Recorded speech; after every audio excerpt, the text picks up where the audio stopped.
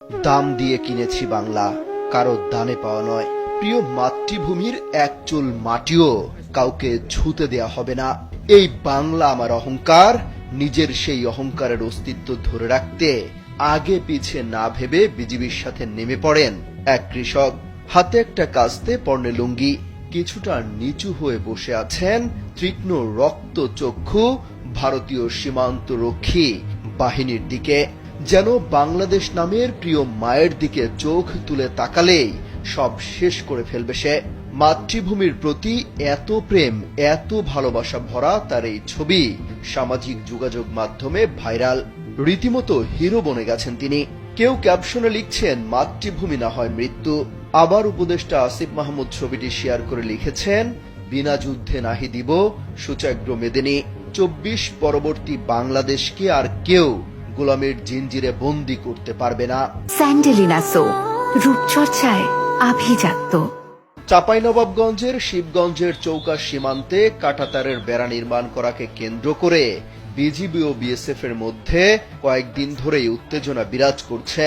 এরই মধ্যে ওই সীমান্তে 2 দফা পতাকা বৈঠক অনুষ্ঠিত হলেও কোনো সিদ্ধান্তে আসতে পারেনি দুই দেশের সীমান্তরক্ষী বাহিনী।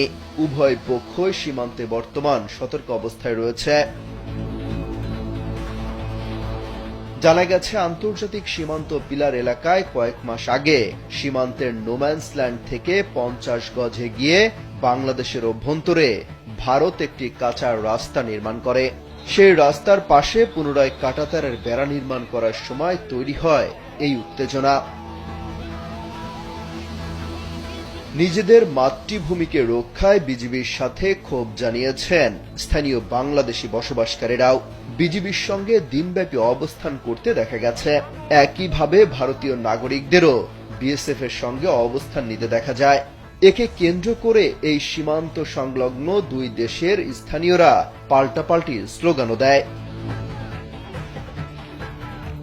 মঙ্গলবার সকাল থেকে সীমান্তে অতিরিক্ত বিজিবি মোতায়েন করা হয় এবং বিজিবির সেক্টর কমান্ডার সহ ঊর্ধ্বতন কর্মকর্তারা ঘটনাস্থল পরিদর্শন করেন।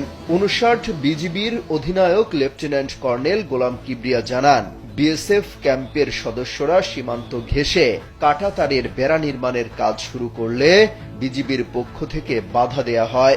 এরপর সোমবার ও মঙ্গলবার উভয় পক্ষের মধ্যে পতাকা বৈঠক হলেও কোনো সমাধান আসেনি। তবে পরিস্থিতি এখন শান্ত রয়েছে।